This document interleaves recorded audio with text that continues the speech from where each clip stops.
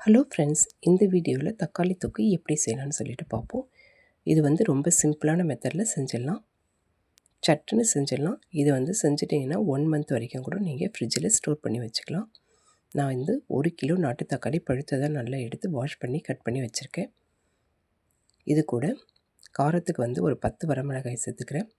ஒரு நெல்லிக்காய் சைஸ் புளி சேர்த்துட்டு மிக்சியில் இதை நல்லா ஃபஸ்ட்டு தனியாக அரைச்சிக்கிறேன். இப்போ இதை அரைச்சிட்டு இது கூட நான் கட் பண்ணி வச்சுருக்கிறேன் தக்காளியை சேர்த்துக்கிறேன். தக்காளி சேர்த்துட்டு கூடவே கொஞ்சமாக மிளகாய்த்தூள் சேர்த்துக்கிறேன். காரத்துக்கு தகுந்த மாதிரி சேர்த்துக்கோங்க. நான் 2 டீஸ்பூன் சேர்த்துக்கிறேன். சேர்த்துட்டு இதை நல்லா நைஸாக அரைச்சி எடுத்துகிட்டு வந்துடுவோம். இந்த மாதிரி அரைச்சி எடுத்துக்கோங்க,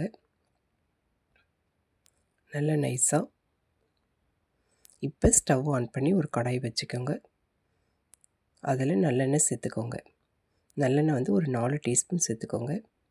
எண்ணெய் கொஞ்சம் அதிகமாகவே சேர்த்துக்கோங்க, நல்லாயிருக்கும். இப்போ எண்ணெய் நல்ல சூடாகிடுச்சு.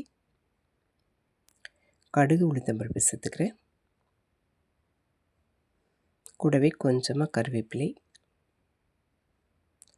ஒரு 5 பல் பூண்டு தட்டி வச்சுருக்கேன், தூள் எல்லாம் உரிச்சிட்டு அதை சேர்த்துக்கிறேன். கொஞ்சமாக பெருங்காயத்தூள், அதையும் சேர்த்துட்டு இதெல்லாம் நல்லா புரிஞ்சிட்டதுக்கப்புறமா நாம் அரைச்சி வச்சுருக்க தக்காளி விழுது சேர்த்துக்குவோம். சேர்த்துட்டு நல்லா கிளறி விடுவோம்.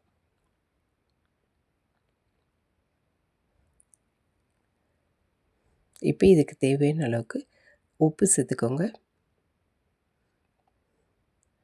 பார்த்து உப்பு சேர்த்துக்கோங்க, ஏன்னா இது தண்ணியெல்லாம் சுண்டுனதுக்கப்புறமா பார்த்திங்கன்னா கொஞ்சமாக தான் இருக்கும், அதனால் பார்த்து சேர்த்துக்கோங்க. இப்போ தக்காளி நல்லா கொதித்து வருது. இது ஒரு மூடி போட்டு நாங்கள் வேக வைங்க, இல்லைன்னா ஃபுல்லாக தெரிச்சிடும்.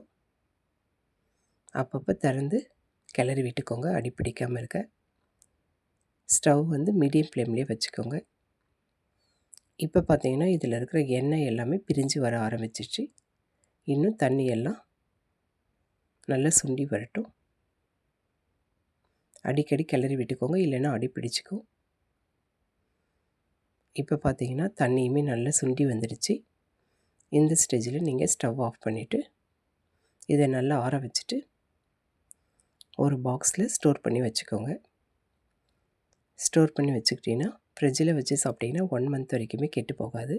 இது இட்லி, தோசை, சாதம், சப்பாத்தியோடு சாப்பிட்றதுக்கு சூப்பரான ஒரு சைட் டிஷ்ஷு. நீங்களும் இதே மாதிரி செஞ்சு பாருங்கள். ஃபஸ்ட் டைம் நம்ம சேனலை பார்க்குறீங்கன்னா சப்ஸ்கிரைப் பண்ணிக்கோங்க. தேங்க்யூ.